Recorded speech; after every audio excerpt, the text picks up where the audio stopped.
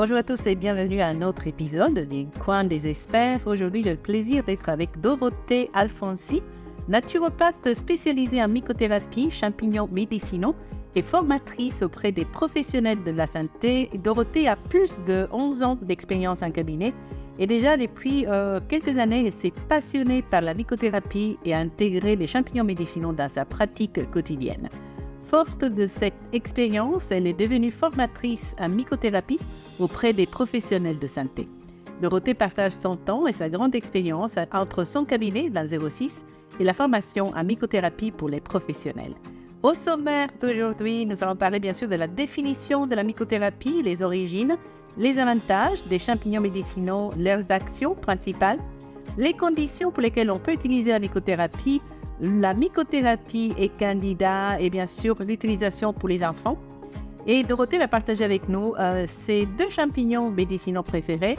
Et bien sûr, on va parler aussi de comment choisir un bon produit de qualité. Bonjour à tous et bienvenue à Dorothée Alfonsi aujourd'hui avec nous. Je suis ravie de t'avoir avec nous, Dorothée. Merci de prendre le temps d'être avec nous. Merci à toi, Rosalia. Je suis ravie également et bonjour à tout le monde. Alors aujourd'hui, nous allons parler de mycothérapie, qui est un sujet passionnant. Et nous allons parler avec quelqu'un qui est passionné par ce sujet, donc justement Dorothée. Est-ce qu'on commence par parler un peu de ce que c'est la mycothérapie, Dorothée? Comme tu veux, moi je te suis. Donc, Vas-y, voilà, dis-nous voilà, rapidement, on parle de quoi quand on dit mycothérapie? alors quand on parle de mycothérapie, on parle de l'usage des champignons médicinaux.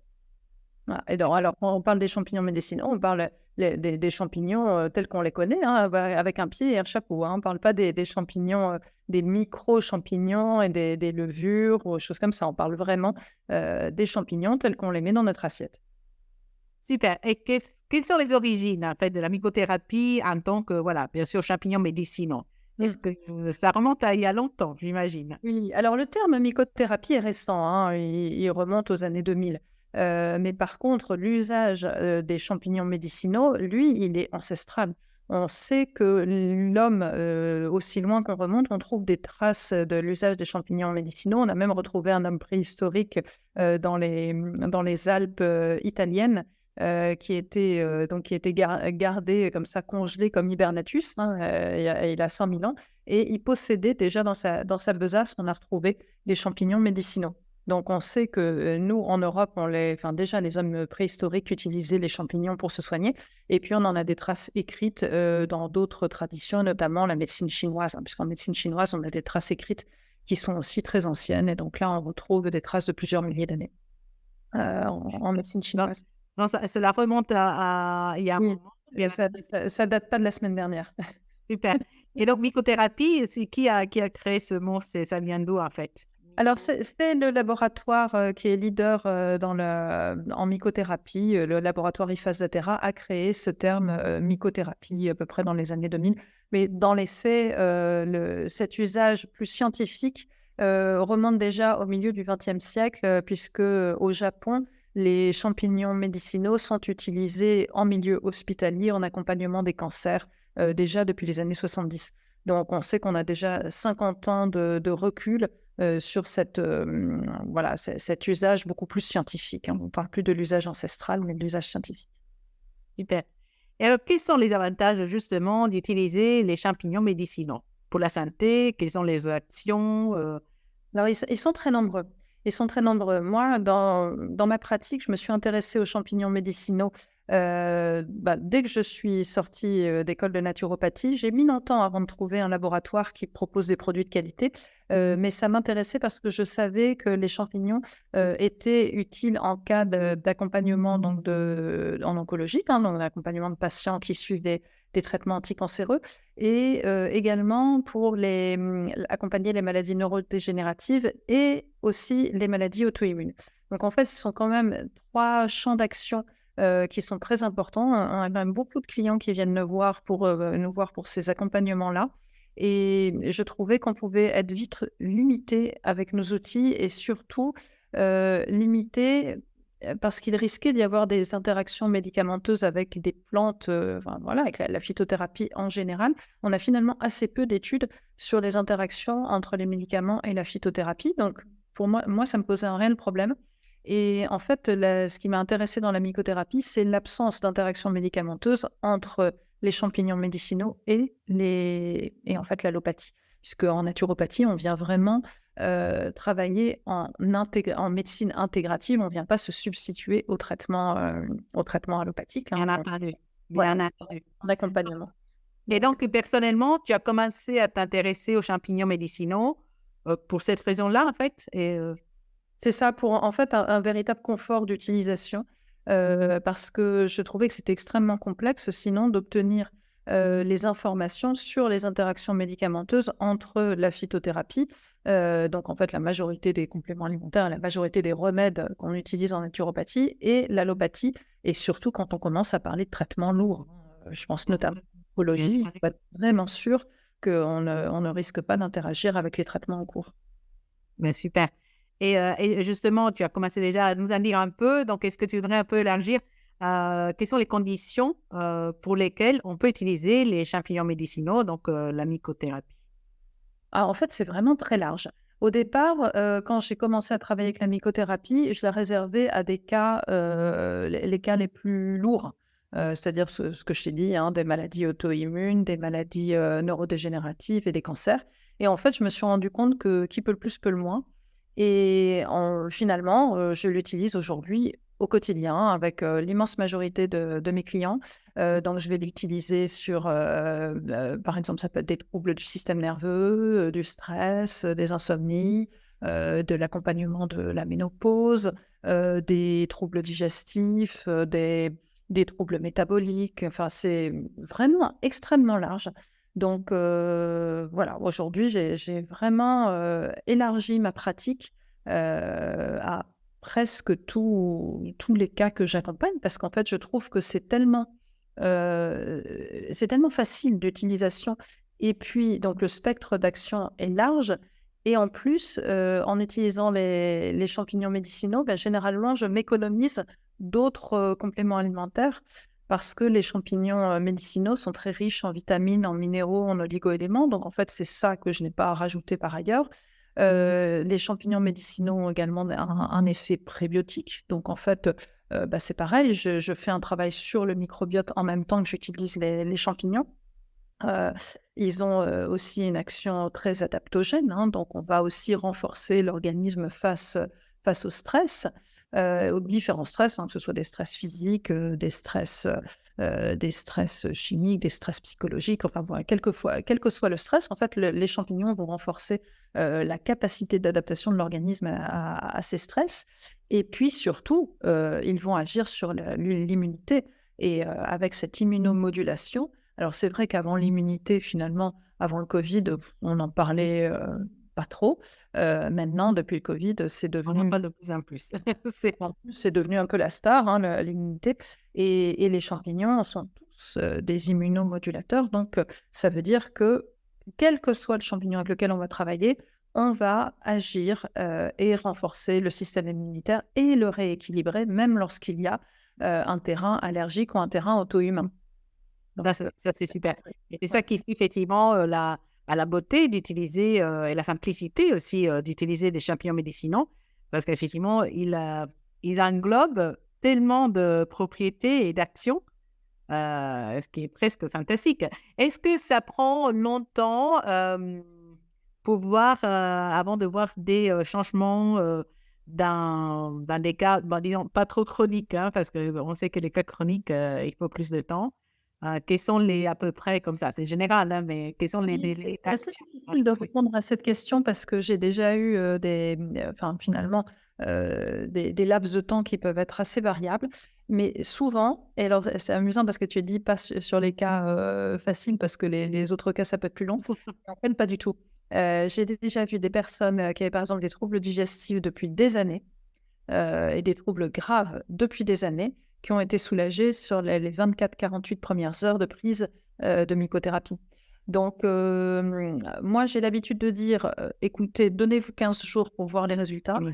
Ouais. l'immense majorité des cas, les résultats sont ressentis sous 5, 8 jours. Enfin, ça va vite. Par exemple, le stress. Bon, tout le monde souffre de stress aigu, chronique. Quels sont les délais, par exemple, pour calmer La majorité des gens me disent que sous une semaine cette semaine à peu près? Ils commencent à avoir des changements. très D'accord. élevés. Mais j'ai déjà eu des gens qui m'ont dit que dès le premier jour, ils avaient ressenti des effets. Donc, c'est pour ça que, voilà, je m'attends à... La tête de la mycothérapie 100%. Voilà, il faut tester, mais c'est vrai que ça peut aller très vite. Oui, oui, oui. Et déjà, on les a pas présentés. Tu veux nous dire quels sont les champignons médicinaux que tu utilises? Tu veux les Voilà. Alors, c'est vrai qu'en champignons stars, on en a vraiment une dizaine. Mais je dirais que moi, au quotidien, c'est vraiment 3 champignons que j'utilise le plus. Celui qui est mon chouchou, voilà, mon chouchou absolu, c'est le reishi, hein, Ganoderma lucidum. Il y a peu de gens qui ressortent de mon cabinet sans Ganoderma lucidum. D'accord. Bah, c'est celui qui a le plus large spectre d'action et donc on a un peu envie de dire, bon, à la limite, même si vous ne savez pas pourquoi vous le prenez, vous pouvez le prendre, Vous ça le prenez, c'est bien. toujours du bien. En Chine, Ça va vous faire du bien. ils l'appellent le champignon de la jeunesse éternelle, Enfin, voilà, c'est le champignon, qui est extrêmement apprendre. antioxydant, qui régule, le système nerveux, qui régule le système hormonal, qui est anti-inflammatoire, qui a une action hépatique, enfin bon, son champ d'action est tellement large, on peut dire que le reishi vraiment il fait tout quoi, c'est la panacée en mycothérapie donc voilà, moi je suis très, très fan du reishi mais je te rassure, en fait, je suis vraiment pas la seule, hein. Et ensuite, les 2 autres champignons avec lesquels je travaille beaucoup, c'est l'Ericium erinaceus, lui, on l'appelle aussi la crinière de lion. En fait, c'est une grosse boule blanche, voilà, on dirait vraiment une Il ressemble à une crinière, oui. qui est d'ailleurs, pour la petite anecdote, est très bon. Il a le goût de langouste, donc dans les pays asiatiques, il est souvent utilisé, en remplacement de la viande ou du poisson dans les bouillons, parce qu'en fait, les champignons sont très riches en protéines, donc on peut tout à fait les utiliser, en remplacement donc de la viande et du poisson, voilà, en alimentaire et ce champignon-là, c'est le champignon des 2 cerveaux, donc il agit très fortement et sur le système cognitif et sur le système digestif. Donc tous ces patients, ces clients qui viennent me voir avec des troubles digestifs majeurs, ça peut être des diarrhées, ça peut être des inflammations du tube digestif, des gastrites, enfin des remontées acides, mais aussi des maladies de Crohn. Enfin voilà, on est vraiment sur un spectre très, très large, d'inflammation et et de même d'ulcération, hein, du tube digestif. Je vais utiliser l'Ericium et là, en fait, on sait que ça concerne vraiment beaucoup de nos clients, tous les clients également qui souffrent d'hyperperméabilité intestinale, hein, donc voilà, ces deux champignons-là, on voit qu'avec et le reishi et l'éricium, bah, finalement, on fait presque tout. On couvre presque tout. Très large spectre de troubles et après bon, l'éricium est aussi le champignon du système cognitif. Alors c'est vrai que là, ça concerne moins de gens, parce que ça va être des pathologies neurodégénératives, ça va être voilà, des enfants qui ont des troubles de la concentration, des troubles de la mémorisation, ce genre de troubles. Bon, chez les enfants, c'est vrai que, finalement, c'est assez présent quand même. Et justement, on arrive à ma prochaine question. Mmh. Est-ce qu'on peut utiliser les champignons médicinaux pour les enfants et sous quelle formule, dans quelle présentation vous avez quoi pour les enfants? Ouais. Alors, oui, on peut tout à fait l'utiliser chez les enfants. Alors, en France, on est limité, c'est à partir de 3 ans, hein, dans d'autres pays européens, ce sera plus tôt, hein, dans certains pays, ça va être 8 mois, dans d'autres, c'est 18 mois.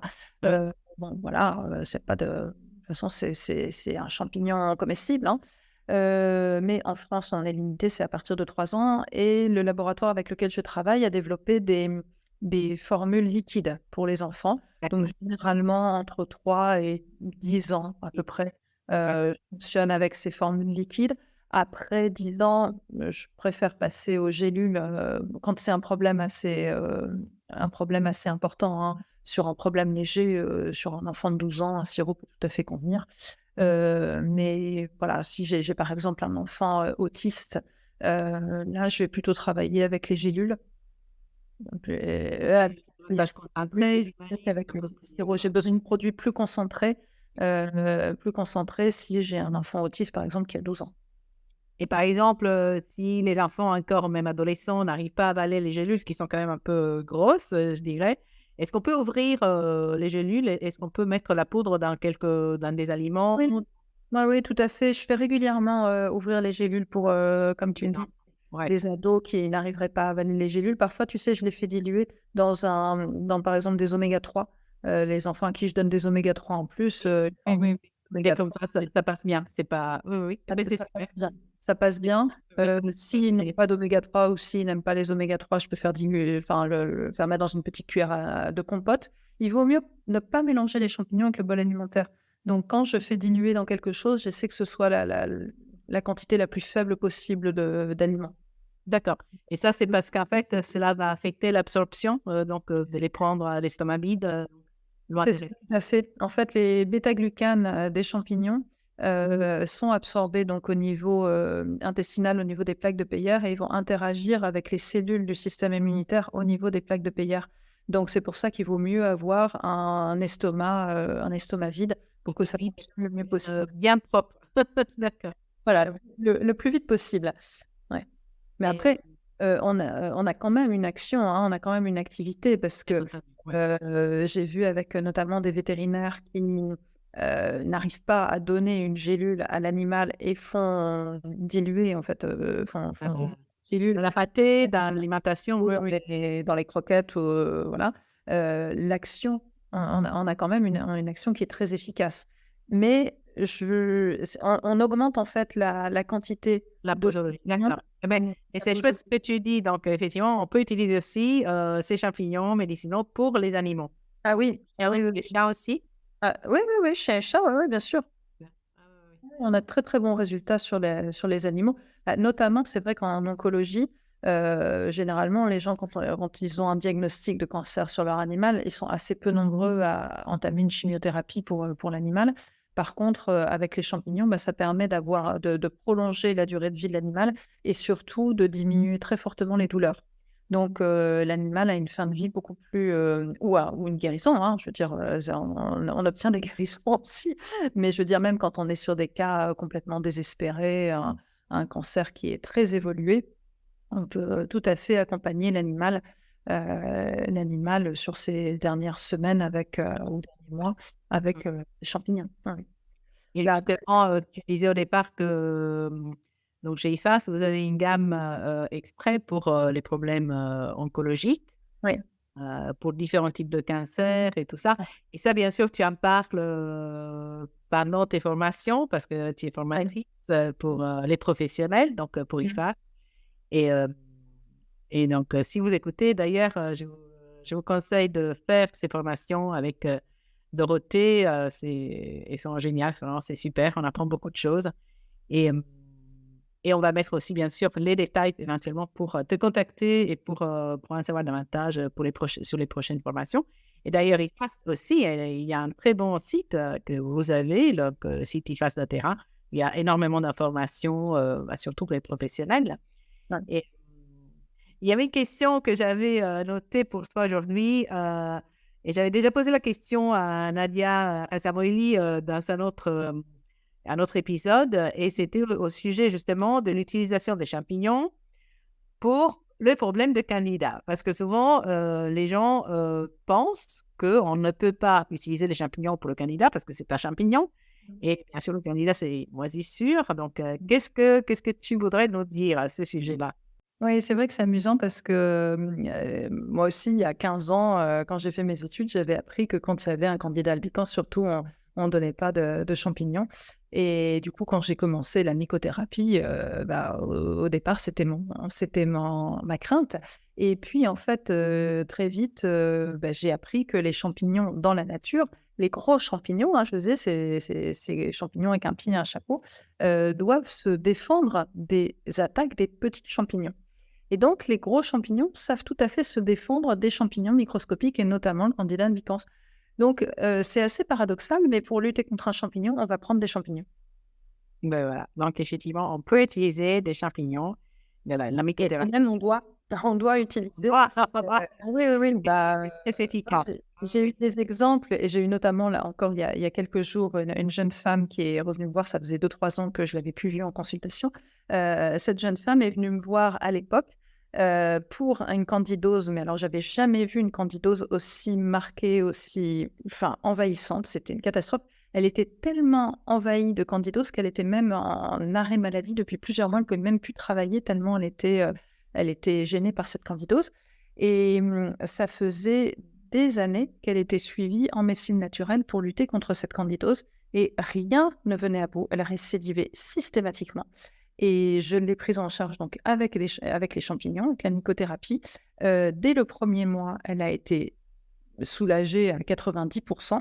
Il a fallu donc quelques mois de plus pour qu'elle en soit complètement débarrassée. Et donc là, l'autre jour, elle est venue me voir pour complètement autre chose. Mais elle m'a dit que depuis qu'elle était venue me voir, donc il y a plus de 3 ans, elle n'avait fait aucune rechute de candidose en plus de 3 ans. Ouais, Donc, ça, c'était vraiment... c'est bien à quel point justement la candidose soit assez difficile à traiter, avec même des bons compléments alimentaires, avec beaucoup d'antimicrobiens, antifongiques. Ouais. C'est quelque chose qui est assez difficile. Donc bravo à toi pour ce partage. Et aussi, je voulais savoir justement, tu parlais de la partie, quelle est la partie qui est utilisée pour faire ces extraits de champignons? Donc c'est le pied, c'est le chapeau, c'est autre chose? Alors, en fait, le champignon, on appelle champignon la partie externe qui est en réalité le fruit. C'est la fructification du champignon. Mais le champignon en tant que tel, le corps du champignon, ce sont de tout petits filaments qui sont quasiment invisibles à l'œil nu, mais ils sont plus fins que des cheveux, qui forment un réseau dans la terre et ça s'appelle le mycélium. Et la partie, l'unité fonctionnelle du champignon s'appelle l'hyphe. L'hyphe, c'est ce filament. Oui, comme dans le Candida, on connaît qu'il y a des... Exactement, comme dans le Candida, exactement. On retrouve en fait, grosso modo, les mêmes éléments, les mêmes substances dans la partie souterraine que dans la partie aérienne, la fructification du champignon. Sauf que l'utilisation de la partie souterraine pose un problème, à savoir que cette partie souterraine, elle est mélangée à un substrat. Et qu'en fait, on n'arrive pas à différencier, à extraire la partie champignon de la partie substrat. Donc, utiliser la partie mycélium est très compliqué, sauf dans des cas très particuliers où on fait grandir du mycélium dans un bioréacteur, dans une formule liquide. Là, on arrive du coup à récupérer du mycélium pur, non mélangé avec le substrat. Mais dans l'immense majorité des cas, les laboratoires qui utilisent du mycélium vont utiliser le mycélium avec son substrat, puisqu'ils ne peuvent évidemment pas le séparer. Et donc, on se retrouve avec un substrat qui est au mieux inerte. Donc, voilà, ça ne nous impacte pas quand on le prend. Mais ça peut aussi être un substrat qui va nous irriter. Moi, concrètement, j'en avais fait l'expérience avec du mycélium qui avait poussé sur des copeaux de bois, sur une forme de sciure de bois. Certes, le mycélium peut du coup développer des principes actifs qui sont intéressants, mais on se retrouve à avaler des gélules qui contiennent de la sciure de bois. Moi, personnellement... ce que l'on voudrait, en fait. Donc. Voilà, pour moi, ça a été catastrophique. Ça a été donc à vendre en fait, de trouver des terrains, et ça a failli être fatal. J'ai failli renoncer à mes recherches en mycothérapie à ce moment-là parce que je me suis dit non, vraiment, ça, c'est pas possible. Et en fait, chez IFA, etc., ils utilisent majoritairement donc le pied, le fruit, c'est-à-dire le pied et le chapeau, Parce que là, dans ce cas-là, on va pouvoir avoir un produit pur. On est 100% champignons, il n'y a pas du tout d'adjonction de quoi que ce soit et on n'a pas en fait, d'éléments indésirables dans la gélule. Et donc, une meilleure digestibilité, puis surtout, je veux dire, on consomme des gélules qui ne contiennent que ce produit-là et pas quelque chose qui ne sert à rien. Bien sûr. Donc, Et c'est très bien. Merci de mentionner ça. Justement, une autre question à laquelle je pensais, c'est comment choisir un produit de qualité. Donc, si les gens souhaitent commencer à s'approcher, à essayer la mycothérapie, donc les champignons médicinaux, qu'est-ce que tu voudrais leur conseiller? C'est vrai que pour moi, ça a été le plus gros du chemin, ça a été celui-là. C'est-à-dire qu'en sortant de mes études de naturopathie en 2010, je savais que je voulais travailler en mycothérapie. Je n'ai découvert Hifasatera qu'en 2015. Donc pendant 5 ans, j'ai fait des expériences plus ou moins heureuses. Et donc, oui, évidemment, quand on essaie, on se rend compte assez vite de l'efficacité des produits. Mais maintenant, c'est vrai que si j'avais pu m'économiser 5 ans de recherche et d'expérience qui ont été chères, Il aurait fait. Mais bon, parfois, c'est là, c'est des choses à prendre. douloureuses, ça m'aurait arrangé. Donc, c'est vrai, ce qu'on va chercher, c'est avoir une étiquette la plus précise possible. Souvent, sur des étiquettes, on va juste trouver bêta-glucane. Bêta-glucane, très franchement, ça ne veut rien dire parce que des bêta-glucanes, il y en a partout, il y en a dans toutes les céréales. Et donc, on peut tout à fait avoir un produit qui a poussé sur des céréales, rempli de céréales, avec un taux de bêta-glucane très élevé. Donc, il faut avoir la mention bêta 1,3, 1,6 des glucanes qui correspondent au bêta-glucane de champignons. Et idéalement, il faut que l'étiquette précise le type de bêta-glucane et que ce type de bêta-glucane corresponde au champignon qui est vendu. Et là, il n'y a plus grand monde sur le marché qui propose ça. Et c'est là qu'on se rend compte que finalement, on consomme des produits sans trop savoir ce qu'on consomme. C'est vrai que c'est compliqué. Nous sommes des professionnels, bien entendu, on comprend un peu plus, hein, heureusement. Mais je me mets à la place d'un consommateur. Il y a tellement de produits, surtout quand on va en vente libre, en pharmacie, en magasin bio. Il y a tellement de produits, il y a un choix qui est vraiment très important. Et c'est vrai, les étiquettes en France, elles ne nous aident pas, hein, parce qu'on ne comprend pas vraiment ce qu'il y a dedans. La quantité nette, parfois, qui est difficile à comprendre. Et puis, même l'étiquette, on a dû comprendre. Donc, Et puis, moi, je fais très attention aussi à sélectionner des produits qui ne contiennent pas d'additifs, pas de conservateurs, pas de charge, pas tous ces produits-là. Parce que, c'est sûr que si on en consomme une fois de temps en temps, c'est pas trop méchant. Mais j'ai régulièrement des clients qui viennent me voir qui consomment 5, 6, 8 compléments alimentaires par jour. Si on additionne tous ces agents de charge et conservateurs, ça finit par être négligeable. Donc, c'est vrai que ce qui m'a plu aussi chez Hifasatera, c'est d'avoir des champignons. Ce sont des champignons, des gélules qui ne contiennent que de l'extrait de champignons et rien d'autre. Il n'y a pas de conservateur, il n'y a pas d'anti-agglomérant, il n'y a pas tous ces trucs-là. Donc, c'est un produit qui est le plus simple, le plus neutre possible et avec des principes actifs qui sont dosés et qui sont garantis. C'est ça qui est important quand on dépense un certain montant. Surtout, on va être sûr d'avoir quelque chose dans les gélules. Oui. Et puis, un produit qui soit évidemment sain, parce que là aussi, chez Hifasatera, tout est contrôlé. C'est pas du tout évident dans d'autres laboratoires d'avoir le niveau de contrôle qu'il y a chez eux, dans la mesure où le champignon est une éponge. Il va capter les polluants. On sait que les champignons sont des dépollueurs du sol et des dépollueurs de l'environnement. Il y a à ce titre l'excellent film Fantastic Fungi, il était sur Netflix, je ne sais pas s'il y est encore, où l'on voit les capacités chélatrices des champignons, et donc on arrive à nettoyer des nappes de pétrole, on arrive à nettoyer des sols complètement pollués avec les champignons. Comme je ne l'ai pas vu, je vais devoir le regarder. Ça va être très bien. Et jusqu'à la radioactivité qu'on arrive à nettoyer avec les champignons. Donc c'est vrai que si on ne sait pas ce qu'on consomme, des champignons net et sans contrôle particulier, Et on sait que les labels sont pas aussi rigoureux, dans tous les pays, hein, pas aussi rigoureux qu'en France. Donc, on s'expose quand même à un risque potentiel. Et moi, c'est vrai avec les champignons, pour le coup, aujourd'hui, j'ai pris conscience à quel point il fallait pas prendre de risques. C'est comme avec les algues. Voilà, pour moi, c'est vraiment 2 domaines dans lesquels on ne peut pas jouer à la roulette russe, c'est les algues et les champignons, parce qu'on peut vraiment vite s'empoisonner finalement. Bien entendu. Et bien sûr aussi, si possible, se faire accompagner peut-être par un praticien quand même un peu expert en mycothérapie afin de choisir le meilleur aussi champignon adapté à son cas. Euh, Ça, c'est sûr. Et aussi, est-ce que tu voudrais partager peut-être encore une petite story un autre succès que tu as eu dans ta pratique avec les champignons? Alors là, il y en a vraiment beaucoup. Alors, Est-ce que tu suis des gens justement avec des problèmes neurodégénératifs, je ne sais pas, Parkinson ou MS? Est-ce que tu as vu des gens, des changements dans ce type de problématique? oui, oui, oui, tout à fait. Tout à fait. Alors, c'est vrai que sur les maladies neurodégénératives, on est sur des processus qui sont plus longs, hein, bien sûr.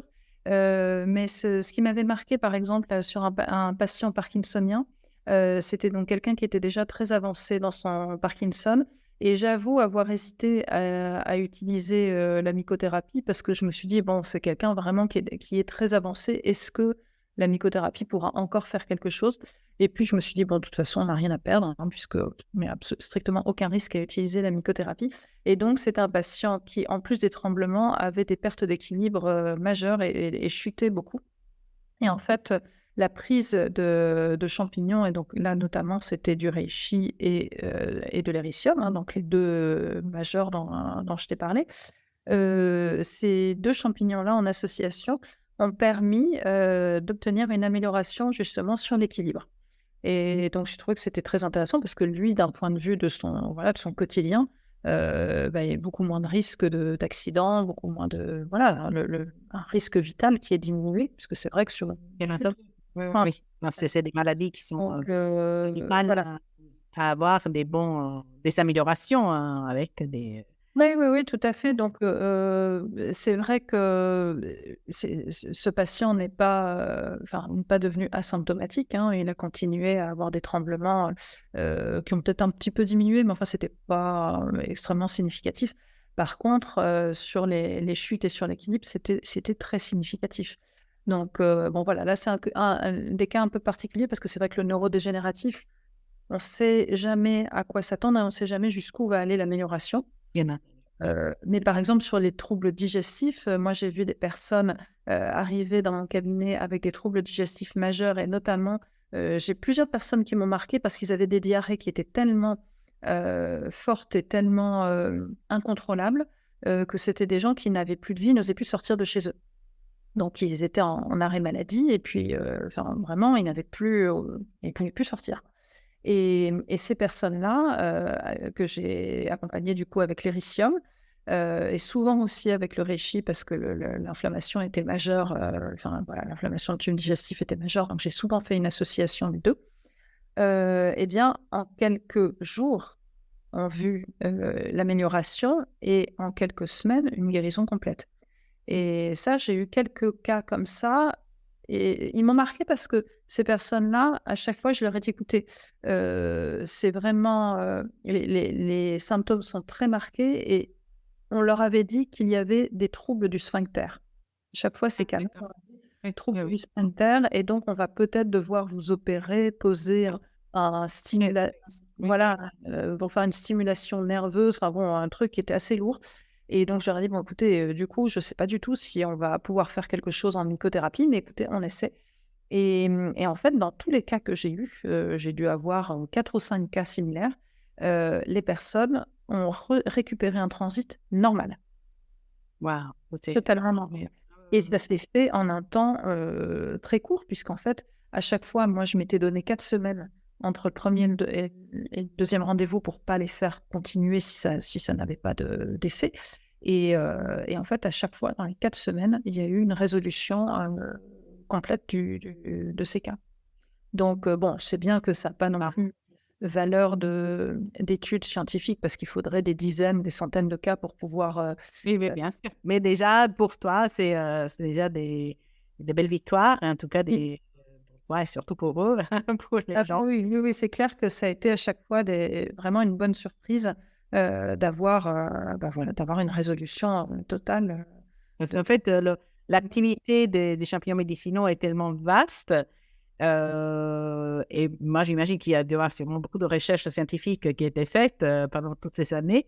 Et ça serait, moi, je me pose la question, ce serait intéressant de voir sur quel type de, éventuellement, bactéries, parasites, bien sûr, levures, agissent, et peut-être sur plein de... Oui, oui, On connaît la berbérine, par exemple, Mmh. qui est un alcaloïde, donc qui agit sur certains types de bactéries et qui a des actions aussi fantastiques sur plein d'autres problématiques. C'est vrai que ces cas-là m'avaient intéressée et m'ont particulièrement marquée parce que c'est des cas dans lesquels ces patients, évidemment, tu imagines bien, avaient vu beaucoup de médecins, gastro-entérologues, faire des analyses, voilà, des analyses dans tous les sens. Et en fait, la cause était vraiment inconnue. Et du coup, je leur ai dit: «Écoutez, on essaie, je ne vous promets rien, on essaie, de toute façon, on ne prend pas de risque, donc mais je ne sais pas quoi en attendre, on verra bien». Et c'est pour ça que ça m'a particulièrement marquée parce que, ce sont des cas où j'y suis allée sans être du tout sûre de moi et la surprise a été, d'autant plus intéressante que, voilà, quand on s'attend à rien, c'est Ah bah oui, sûrement, sûrement. déjà parce que très Bravo.